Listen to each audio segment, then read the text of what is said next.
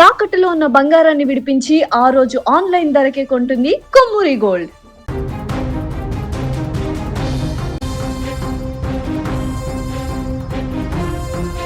హైదరాబాద్లోని అబిడ్స్లో పట్టపగలే డ్రగ్స్ మత్తులో ఓ యువకుడు వీరంగం సృష్టించాడు. మత్తులో కారుతో పోలీస్ పైకి దూసుకువెళ్లాడు. అనంతరం అక్కడి నుంచి పరారయ్యాడు. ఈ ప్రమాదంలో పోలీసులకు తీవ్ర గాయాలయ్యాయి. ప్రమాదంలో తీవ్రంగా గాయపడ్డటువంటి కానిస్టేబుల్ మహేందర్ నగరంలోని ఒక ప్రైవేట్ ఆసుపత్రిలో చికిత్స పొందుతున్నాడు.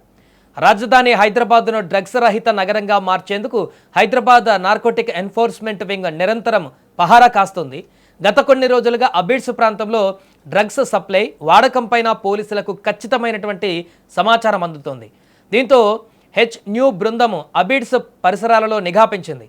ఈ క్రమంలో ఇవాళ తెల్లవారుజామున ఒక అనుమానాస్పద బెలెనో కారు రోడ్డు పక్కన నిలిపి ఉండడాన్ని పోలీసులు గుర్తించారు.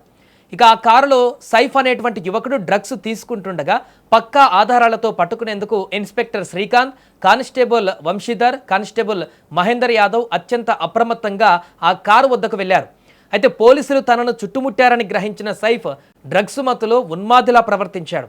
పోలీసుల హెచ్చరికలను ఏమాత్రం పట్టించుకోకుండా తిరస్కరిస్తూ తప్పించుకోవడమే లక్ష్యంగా కారు వేగాన్ని పెంచి నేరుగా పోలీసుల వైపే దూసుకు వెళ్ళాడు. ఆ ప్రమాదం నుంచి సకాలంలో తప్పుకునేందుకు పోలీసులు ప్రయత్నించినప్పటికీ సైఫ్ కారును రివర్స్ తీసి పోలీసులపైకి ఎక్కించాడు.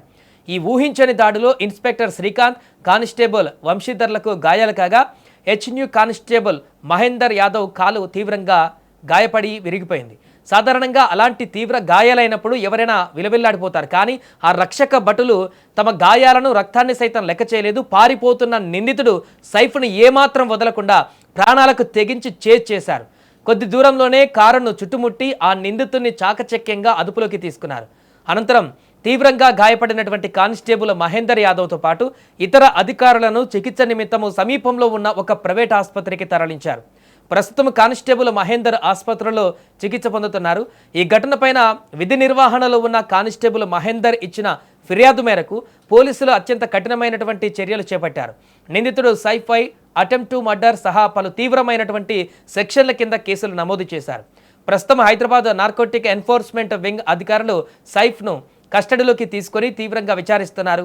అతనికి డ్రగ్స్ ఎక్కడి నుంచి వచ్చాయి, ఈ నెట్వర్క్ వెనుక ఉన్న బడా ముఠా ఎవరు, నగరంలో ఎవరెవరికి సరఫరా చేస్తున్నారు అనే కోణంలో పోలీసులు ఇప్పుడు లోతుగా దర్యాప్తు జరుపుతున్నారు. నగరంలో డ్రగ్స్ మహమ్మారి ఎంతలా పాకిందో, డ్రగ్స్ మత్తులో ఉన్న యువత ఎంతటి తెగింపునకు ఒడిగడుతున్నారో ఈ ఘటన మరొకసారి నిరూపించింది. అయితే ప్రాణాలకు తెగించి నిందితుడిని పట్టుకున్న న్యూ పోలీసుల ధైర్య సాహసాలను ఇప్పుడు నగరవాసులు కొనియాడుతున్నారు. గాయపడ్డ కానిస్టేబుల్ త్వరగా కోలుకోవాలని కూడా కోరుకుంటున్నారు.